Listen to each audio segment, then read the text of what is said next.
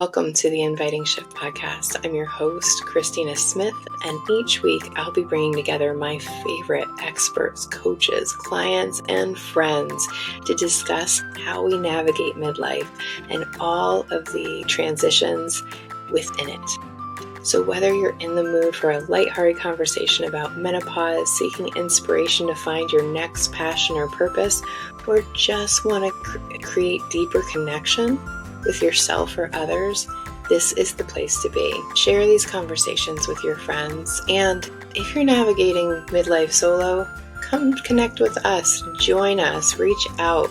We'd love to hear from you. And we will show you how the second half can be even better than the first half. On to this week's circle.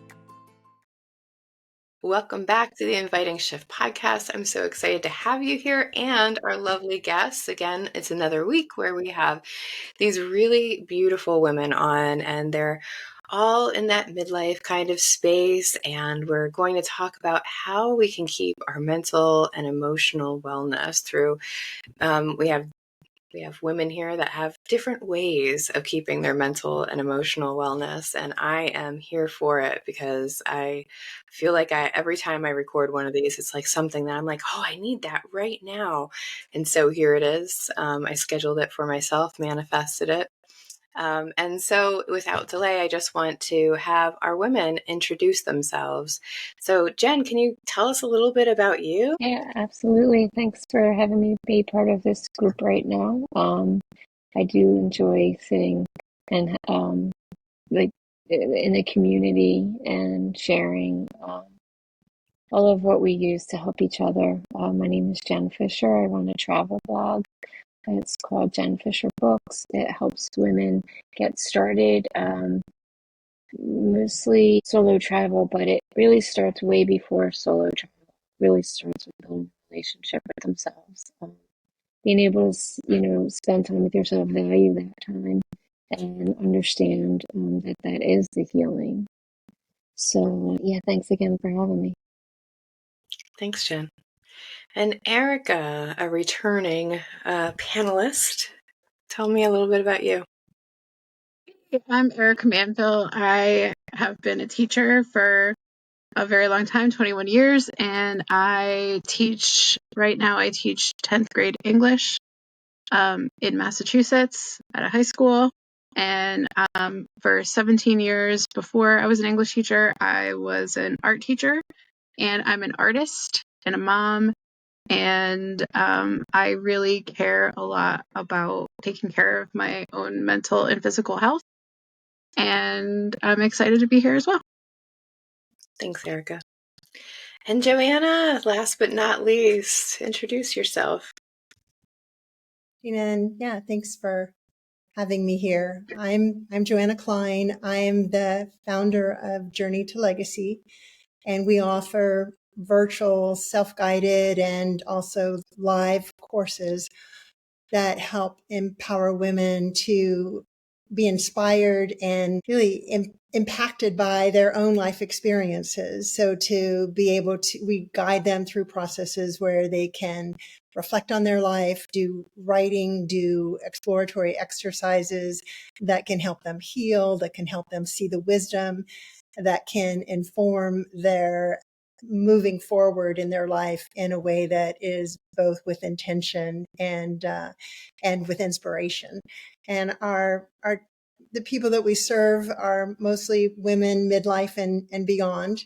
And the result of our courses are life review, or we have life review courses as well as life story writing, so that those who want to write for legacy can have something that they can share and pass on to future generations.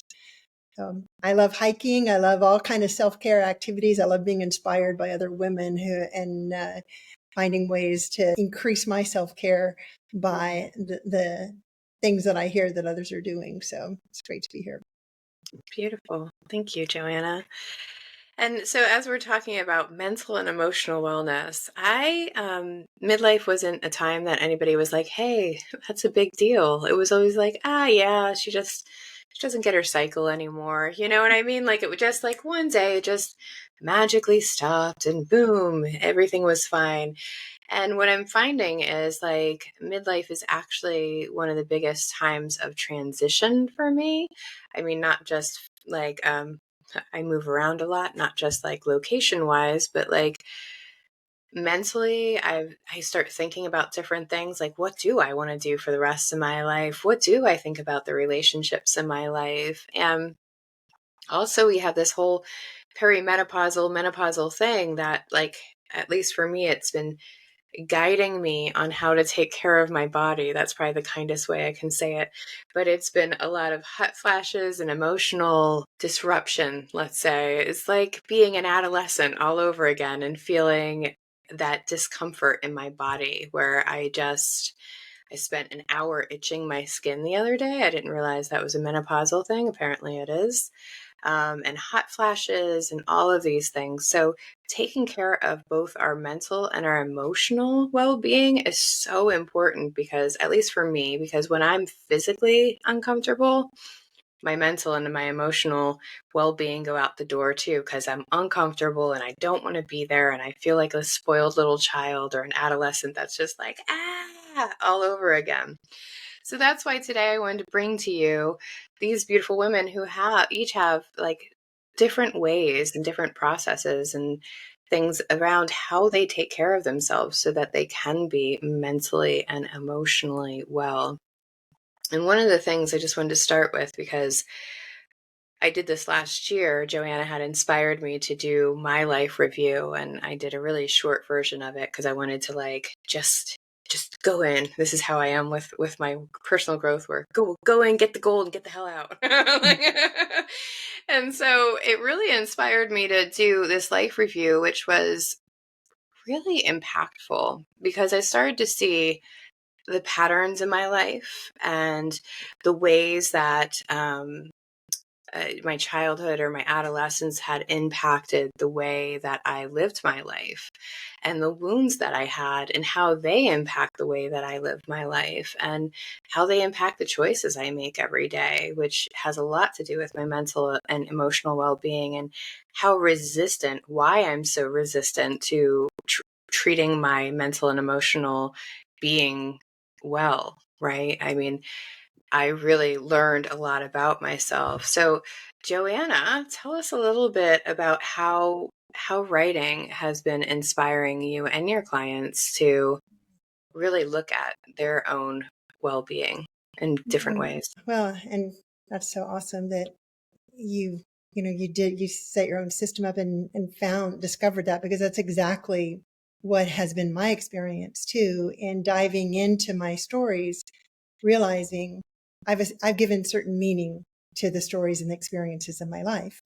And in going back and looking at my memories and my stories with a open mind and a willingness to challenge the meaning that I've given, it has opened me up to the possibility of looking at it a different way, and one that is serving me rather than not. Because I'm one of those that have looked back on my life with a lot of regret. I've had a successful career, 40 years of developing personal growth programs in a variety of institutions. And yet I had a really hard time seeing myself as successful. I was always not enough. It never met my own standards.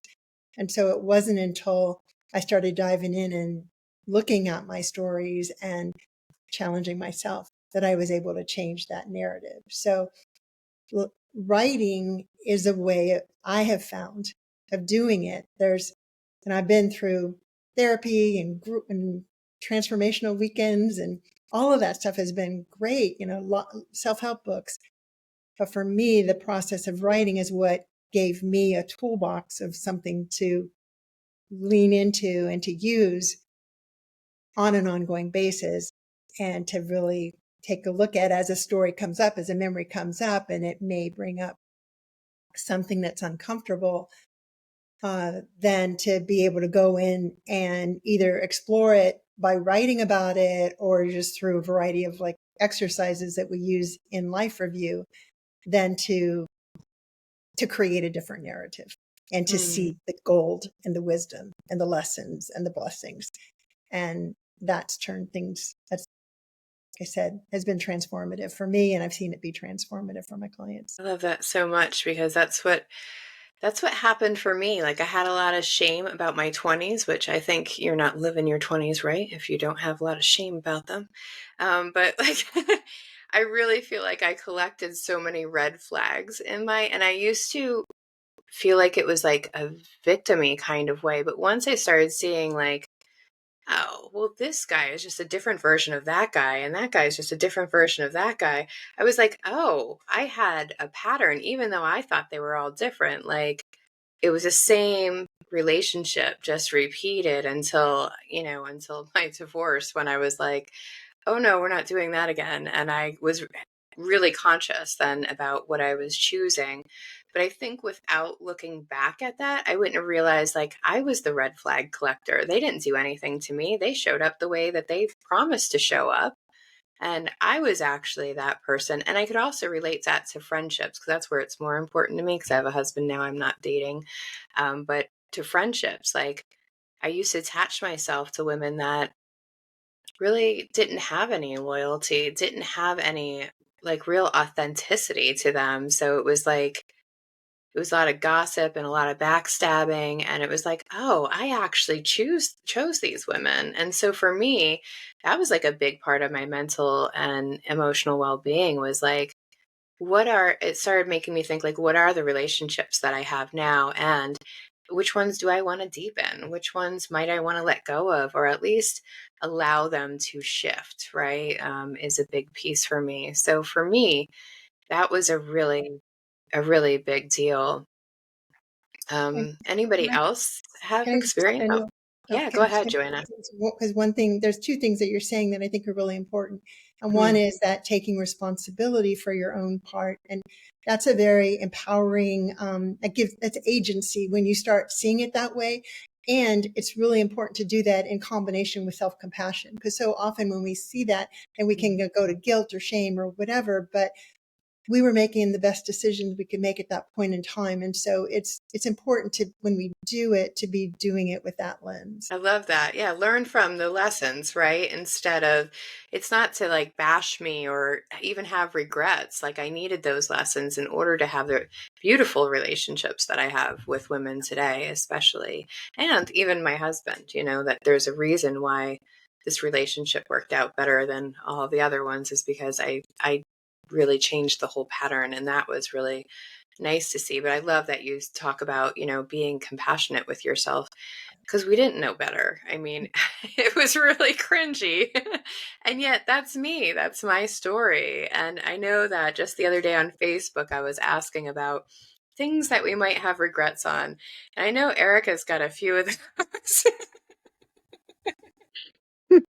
I had to write. Yeah. About Look so back, many. what do you see? What do you get out of looking back and really looking at some of the history of your life? I think that I really resonate with what Joanna is talking about, because I'm an artist and an art teacher that became an English teacher, and seamlessly, because I feel like visuals and writing are very similar. So I think I do something very similar to what Joanna is talking about. I explore visuals in the same way to review my life. If you take AP art in high school right now, they do something called a sustained investigation. And you're supposed to pick a topic and do art that's related to that topic. So you actually do a research project. Basically, what most artists do, especially those that are famous, they work all day long doing a sustained investigation. So it's like, I've taught sustained investigations, and I was thinking about my daughter who went through early puberty. So she was only 10 and she was my size, and people thought she was me. So she went through early puberty. She skipped a grade, 6th to 7th, so that she could be more physically the same size, because she was stooping to be the same size as the girls in her class. She's my size, so I'm 5'3". Like, we're not tall. But she was just so much taller early. So while she was going through this problem, I was learning how to teach AP art. And I was learning how to teach children to have a sustained investigation, which I don't know if you know a lot of teenagers, but sustaining anything for any long amount of time, except for maybe video games, is like not a thing. So I was learning that, and as an adult learner, I was learning how to teach kids about doing this kind of exploration of their lives, which when you haven't been alive that long, like, it's hard to have perspective. So I thought, well, I'm going to have to figure out what this feels like. So I did my own, and I did my own sustained investigation on my body changing because of having a C-section with my daughter, and going, from having like one body to then being pregnant and having a different body to then having a baby and having a C-section. And the way that my body decided to react to the C-section is that I have basically two stomachs, right? And that feeling is hard to have when you like look and you see what your body looks like after that. So she was having a hard time with her body because she was going through her first, like, dealing with puberty. So I decided to do an investigation of that visually. So I did a series of like 20 to 40 artworks that were all based on my stomach, which I was really like facing it head on, because it was like the thing when I looked in the mirror that I didn't want to see. And I decided that if she was going to go through something that was really hard for her, that I was going to try to understand it by going through that hard thing kind of simultaneously. And so I feel like I think that's the way that I handle this entire subject. Is maybe it's because I'm from New Jersey and we like to just be direct, which sometimes may be criticized for being a little too direct. But I feel like the way that I get through some challenges is I just face them and look at them. And I think writing or making art or communicating in some way is the way that we can get those feelings out, and crying or talking or meditating or hiking or making something. It's all the ings that help you get through what you're getting through. I love that, because even those women who haven't had C-sections or whatever, as we get in the midlife, I mean, your body's changing anyway. Like, whether you took performance care of it or not, your body's going to change in ways that you never expected it to. I know mine has. And it was a challenge when I realized, like, whew, this is what my body, I didn't have a tall mirror for a long time. And then all of a sudden one day I did, or I think I was like in a hotel room, and I was like, the heck? Just because it was so shocking to me. And I did have to do a lot of work. I've done a lot of journaling about it. I've taken a lot of pictures of myself, not for social media, but just so I can review it, almost like an artist, kind of like that. Like, let me look at it. Let me accept this part of me, because this is who I am now. And if I don't accept that, I don't like to be that person who's like always trying to hide it, or, there's women who try to dress certain ways to hide their stomach or their butt or whatever. And I'm just like, it is what it is. This is me. And it's okay. It doesn't mean that I can't change it. It doesn't mean that I can't work on it. I can't do things about it. But there is like a real mental and emotional wellness about being accepting of, this is what aging looks like. And sometimes it's curvier than it used to be. Or there's things that didn't used to be there that are there now, or vice versa. Or vice versa, not there anymore. And that it's been really, really lovely for me. And I know that for me, one of the best ways I can take care of my mental and emotional well-being, even though a lot of people like associate it with physical well-being, is like going out in nature and hiking, or just actually sitting sometimes and breathing in nature is so much different than sitting and breathing in my house. And so I know that Jenn, she encourages women to go traveling, to hike, to see new things.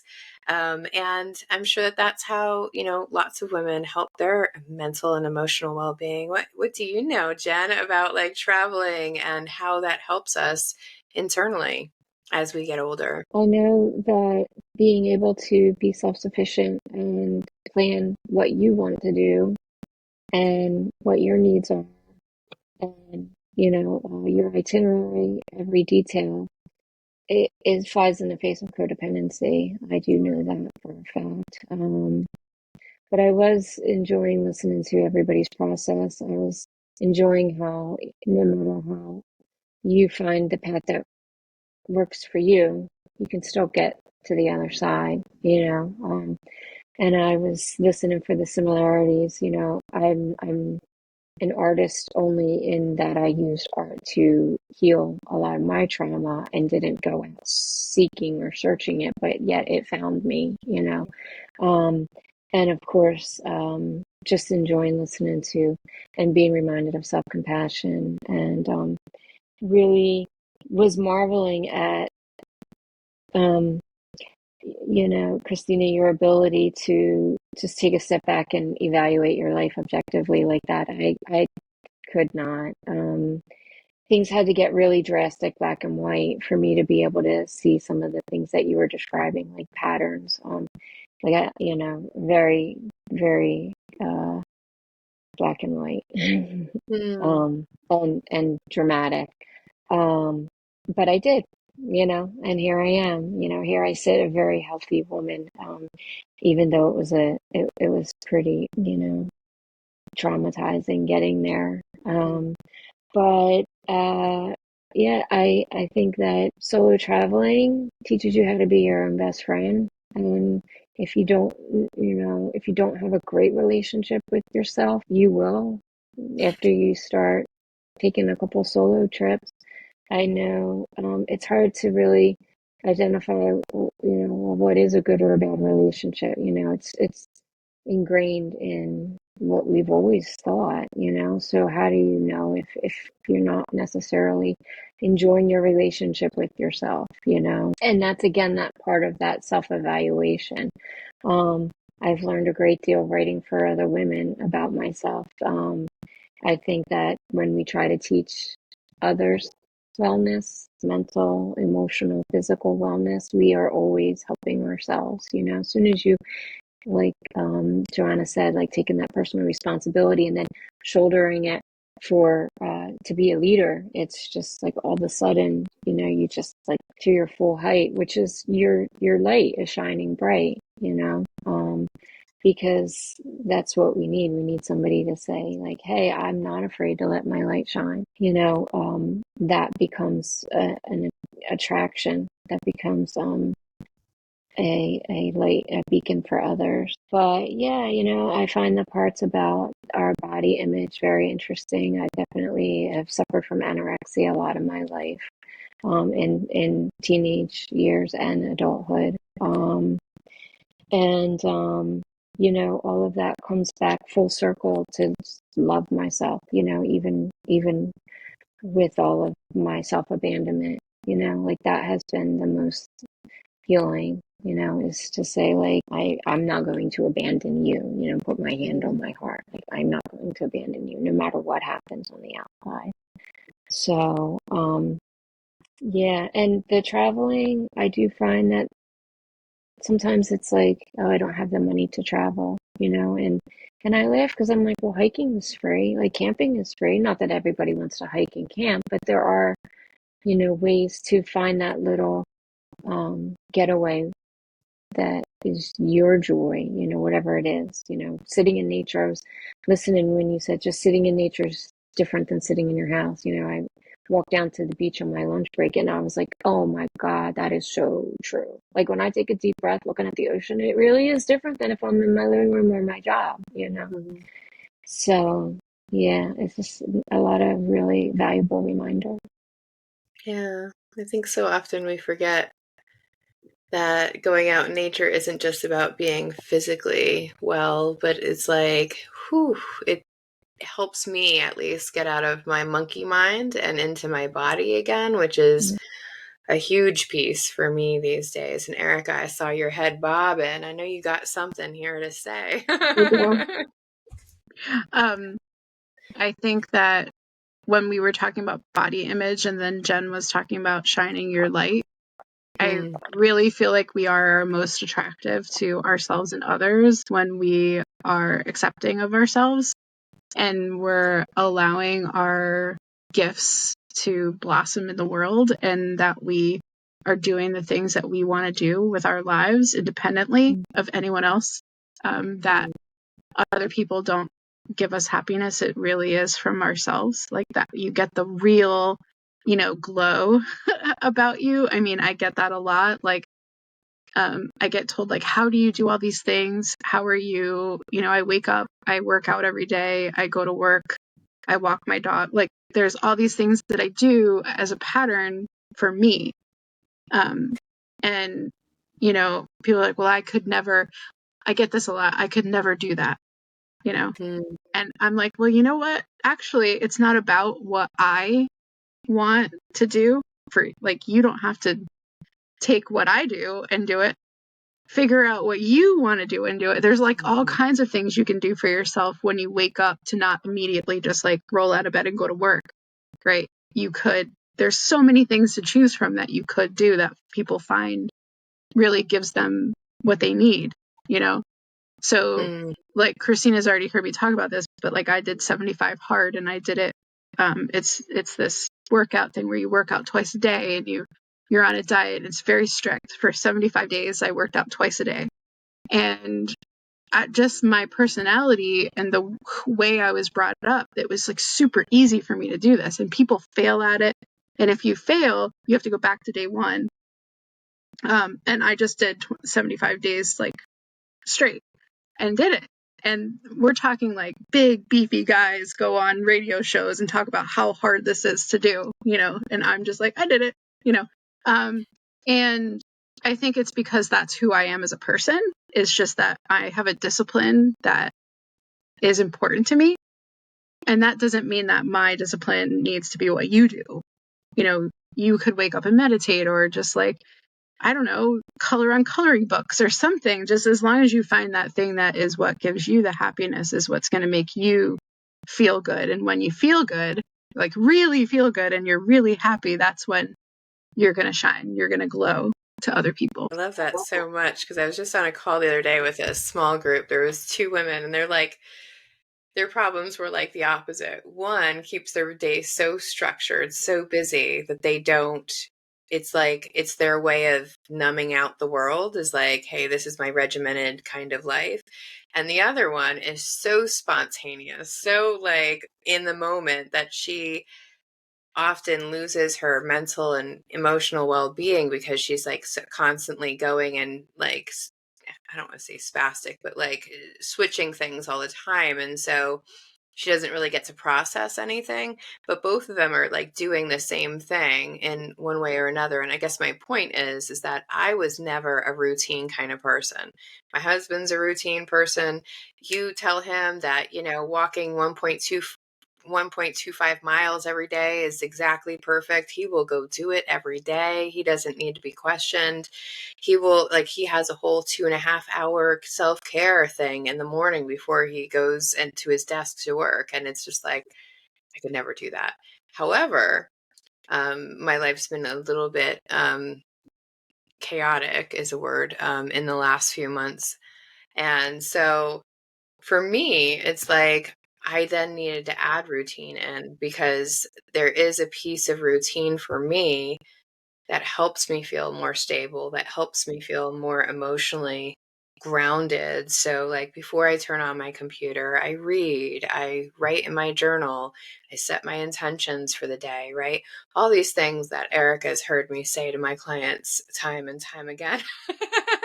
But, I actually had to follow I'm like, okay, Christina, it's chaotic. Let's follow my own advice. What would I do? And those are the things that work for me. Some people, they hate journaling, but they'll paint in the morning, or do something creative, or even make themselves a beautiful breakfast if that's what makes them feel good, right?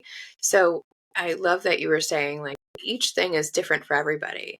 Because the 75 hard is not for me. Just like I have a friend nearby where I live that she's a triathlete. So it's like her morning routine is definitely not going to be the morning routine I have, because that wouldn't feel good and it wouldn't be mentally or emotionally kind to myself. So we all have to decide how much routine do we need in a day around this mental and emotional well-being. And for me, it's like I need minimal until I need some, and then it needs to be real structured. And I'm not sure, Joanna, if you have any kind of routine or non-routine that you do. Let's see, I have both routine and non-routine. But before that, I just wanted to come back to something that Erica kind of alluded to without saying it specifically, but I know that so many women, including myself, have this challenge. It's that comparison. The friend Erica you were talking about is saying, well, I couldn't do that. So that sets us, as soon as we start doing that to ourselves, then we're giving ourselves that negative self-talk, that rather than diving in and asking ourselves what does work, just like you were saying with you and your husband, Christina, he does one thing, you do another. And I just wanting to presence that, because I think that so much gets in our way when we start hearing about other people's successes with what works or what doesn't work. And I am a workaholic. It's been what I've learned through my own process, really, with the life story writing and seeing, the life review and looking at my patterns, is that I found my worth by what I do. And so I've had to really, with intention, set things to, schedule things so that I will take myself away from work. And one of the things that's worked great for me is to schedule hikes with my girlfriends, so that I have a girlfriend for Monday, I have a girlfriend for Tuesday, I have a girlfriend for Friday, and we meet. And then it's a combination of therapy because we're talking the whole time, and then getting out in nature and getting the physical. So that's been really good. And I've noticed, just the older I've gotten, and through menopause and on, how I've responded to alcohol, for example, and how that's, that shift has shifted for me over the years, and making time that's quiet time and music and just taking those breaks. So yeah, I do it more, other than the structured with my girlfriends. It's more me having to catch myself in the act of self-care. And then clearly the writing has been very healing for me. I think a lot of women are afraid, and maybe Jenn can talk about this. I think a lot of women are afraid of exploring what it is that would make them happy. And I think there's a lot of barriers to why people have, and women have a hard time figuring out what it is that would make them happy and would fulfill them. And I'm wondering because when I travel solo, people are like, wow, you did that yourself? Like, it's like this, like, no one went with you, and you went on a mountain, and like no one else was there. And, I ran into a bear, and like, and that was the only other person I saw was this bear, So I'm wondering if, like, because what Joanna was saying sparked me to think about how comparing is a hard thing to do for yourself, but then figuring out who you really are can be really scary. And going on those solo trips, I'm sure, is exactly what Jenn was talking about. The easiest analogy is that I learned to become my own best friend. Deeper, longer story is that I didn't know I hated myself until I became my own best friend, and so, yeah, there's a lot to unpack there. And I think it's both and, right? Like, I think in midlife, I've learned to get a better relationship with myself. But it also reminded me, that it's really important to have women in a community. And I know that all of us know this because I know that we all have really great relationships with women, and we love to be in community with other women, which was something that I didn't realize until I went to a Woman Within weekend, that I was really scared Yeah. of other women, that I didn't trust them. Mhm. I would have rather been in a room with 60 men than 60 women, because it really frightened me. And I know that in another podcast episode, Joanna talks about this. It was the beginning of season 2, about the wounds of female relationship. And I don't want to go too deep into that, but go to season 2, episode 2, if you want to learn more, because it's really interesting. But I do want to go into how midlife's a time where women may have been working, may have been full-time moms, may have been doing all of these things. And now that we don't have PTA meetings to go to or soccer games, it can be hard to meet other women and become friends. And yet it's one of the things, like, I know I can absolutely tell you today, I wouldn't be as mentally and emotionally well today if I did not have all the circles of women that I sit with, that I can commune with, that I look up to, and they actually, are in connection with me because they see something in me too. And like, that stuff means a lot to me. So, and I know, Jenn, you love community as a woman. So tell us a little bit about, what community does for your mental and emotional well-being. Yeah, I was really appreciating the reminder of how, at our age, important female relationships are.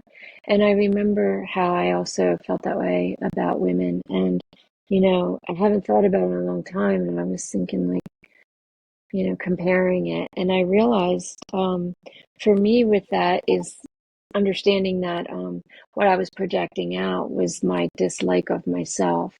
Mm. And the only way I know that is because when I listened to what you were explaining, it was so obvious to me that I love women because I do love myself. In other words, when I get into a conversation with a woman, it feels really joyful. It feels really good because I feel the connection to myself. And it's not in any way narcissistic or ego.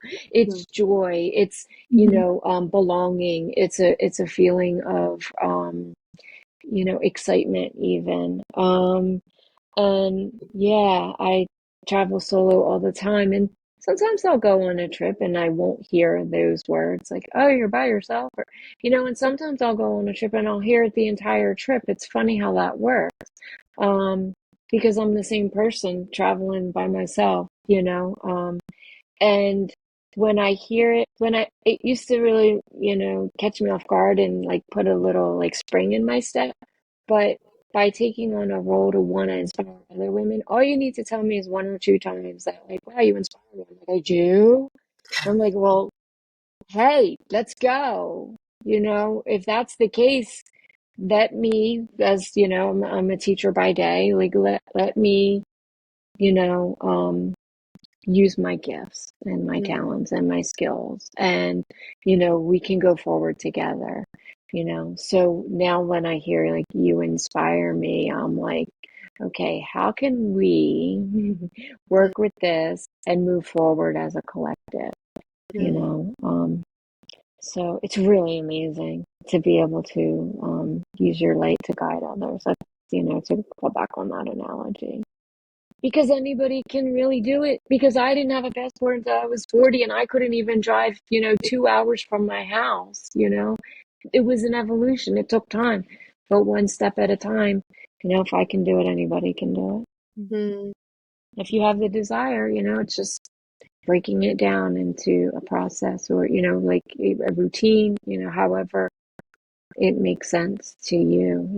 If you want to do it, you can do it. And there's something about challenging ourselves that I think is so good for our well-being, that I know that people, especially like in midlife, we can get into this like cozy comfort zone.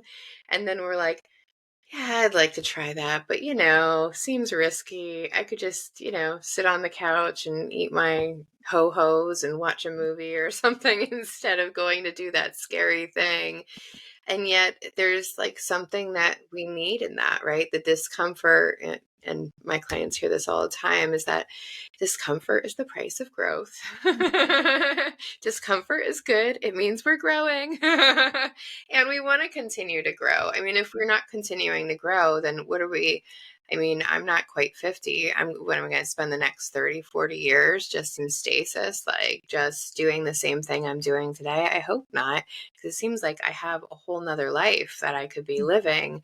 And so to just kind of pitch it in and stay in that comfort zone rather than, I mean, you travel a few times by yourself, or at least my experience was I traveled a few times by myself and I was like, I actually like this.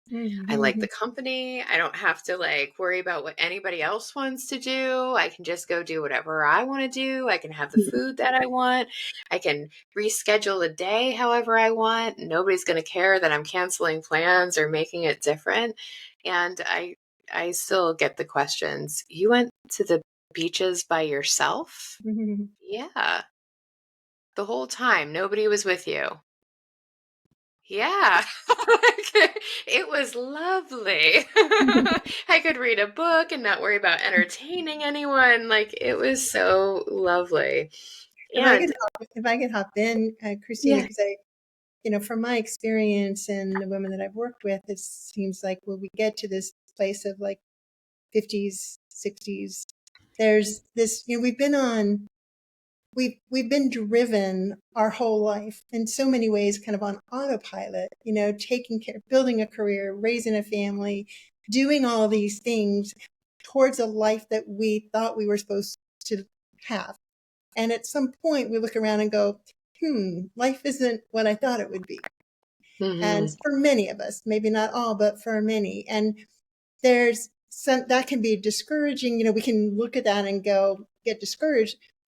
And sometimes we just need that space and just give ourselves that time. We become the empty nesters, or, the career slows down, or even towards retirement. And there's a need for some kind of space just to be.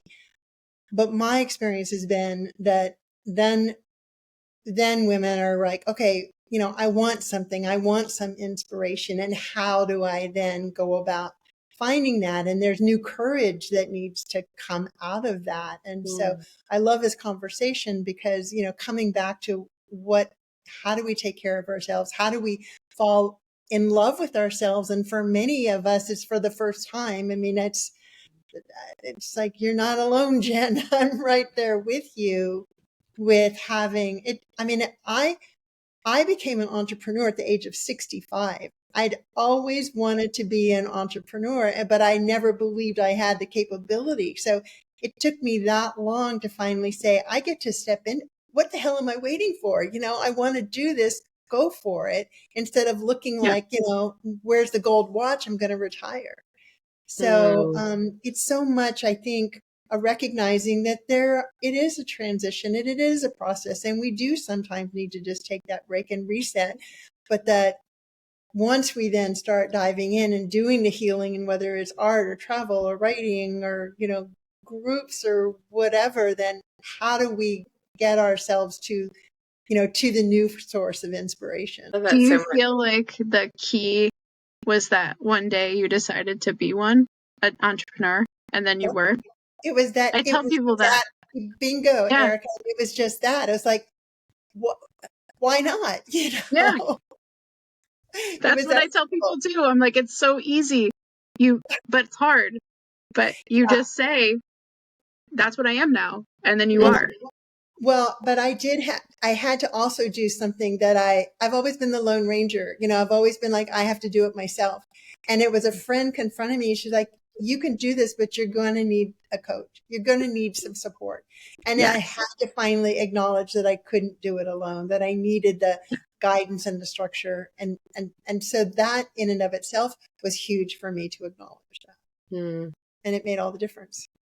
What I love about that is I always say, like, the first half of our life is like us doing what we think we're supposed to do or we should do. And then the second half is when we get to choose to do what we actually want to do. But we have to, like Joanna and everybody here has said, we have to have our own courage in order to step into that and go, well, let me try it. And I loved what Joanna said about taking that break. Like, take that break, rest, mamas. You've been raising kids for 20 years, plus some of you. Take that rest, figure it out, let your body come back to normal, right? And your mental and emotional health come back to normal or to even better, and then decide. And it's such a weird thing because when we're little kids, like, we don't think about that. We think about the marriage and the blah and the blah and the blah. But most of us have checked those boxes by like 40 or 45. And then we're like, oh, I didn't know that I was going to have a whole nother decades to live. Like, I thought somehow I was going to be happy just to sit on the rocking chair and wait, I don't know what I thought I was going to do. Like, I was just going to sit there in homeostasis until, like, okay, now it's time to die. But we don't make plans for that, which I think is really actually quite brilliant, because we don't know. I mean, if you had asked me when I was little what I would be doing at 60 or 70, I mean, I'm sure it's nothing. At 47, I'm not doing anything I thought I would be doing. So I think it's really lovely to have that break and give ourselves that whole new perspective of, what is it I actually want to do? Did I want to be an artist when I was young and everybody told me that wouldn't make money, so you can't do that? Now I can go back to art. Did I want to go be a forest ranger? I can go be a forest ranger even at my age. So whatever the thing is, we can step into that. And I know that we could have this conversation all day, but what I want to close with is each of you to offer one piece of wisdom, and then you're welcome to share anything about your business or whatever is going on or how to connect with you. And just know that I'll have all of your links in the show notes below, so you don't need to spell them all out. It should make it really easy for people to clickety click and get connected to you. So I think I think I'll start with one piece of wisdom. And I think just having courage, right? Having courage to step out of that comfort zone, I think is so essential when you're ready. When you're ready. But I think that when we think of mental and emotional wellness, we can think of therapy and all those beautiful things. And sometimes it's just having courage to take the first step of whatever it is that we want to dream of. And with that, Jenn, could you offer us a piece of wisdom and tell us how we can connect with you? Okay, so follow your heart because you're worth it. Hmm. And when you think about those words, like you definitely can't get it wrong because your heart is yours. And as soon as you follow it, you'll know that you're worth it, because that in that act, you'll be making that a true statement. Yeah, and I'm at jennfisherbooks.com, and my travel blog has all my resources for overcoming trauma, leading the solo travel, traveling with your inner child, freebie quiz if you want to see where you are with your readiness, how close you may be. Nice. So, but yeah, thank you for having me Traveling again. with your inner child? That sounds delicious and scary at the same time. Thanks, Jenn. Thanks so much for being on Thank and you. having this conversation. Erica? My bit of wisdom is you get to decide what your identity is. You are the one that matters the most to you, and that you may have other people telling you who you are, or you might have had a life where you feel like you didn't get to decide, but you can make that choice now. Like, if that's what you want. You can find me at Miss_Manville on Instagram and see my artwork and see what we're doing with my students. Thanks, Erica. And Joanna? Yeah. And what comes up for me is this notion of pause, that maybe we can't stop everything that's going on in our life, but we can set an intention of setting time, just quiet time to connect and reflect, that our life is our best teacher, in my opinion. And so taking that time to do some connecting with who we are and looking back with compassion and love and curiosity, but just taking that time. making that time for ourselves. And you can find me at Journey to Legacy. And I have a 12-week self-guided life story writing course for those who do like the writing process. It's very much a personal journey. It's guiding you on that process of exploration of your life, and you get to write your stories. And if that's something that you ultimately want to share with loved ones eventually, I don't encourage doing it in right off initially, but to do that exploration through writing. And then if writing's not necessarily your thing, but you still want to lean into your life experiences from the wisdom that it has to share, then my life review course is a 12-week live course online, and there's coaching. We meet as a group. And so it's for women, midlife women. So if you love being in that capacity, we've got that one too. So you can check it out at journeytolegacy.com. Nice. And I do have a client that's been through it and thinks it's excellent. So, I mean, it's just such a good process to go through. I think it's perfect at midlife to go through this, that you can really know who you are, as to like what Jenn was saying as well, really start to love yourself. And then, then we can, even when we love ourselves, we can make better connections with other women. We can be in community with them in a better way as well. So thank you all for tuning in. Thank you, women, for coming and having this conversation with me. I love that so much. And you'll hear again from us next week. Thank you so much, Christina. Thanks for tuning in. It really means so much to all of us. If you're craving some real connections and you want to have these midlife conversations, join us for our next New Moon Circle. You just go to invitingshift.com/new moon and join our community. Share, support, be inspired by a group of fabulous women just like you, navigating midlife and growing connections with themselves and others. Want to support our show? The podcast world is so competitive, and your likes, subscribes, and reviews make a huge difference. Seriously, those small little clicks help us reach more amazing women. Be a hero and spread the word. I'll see you next week.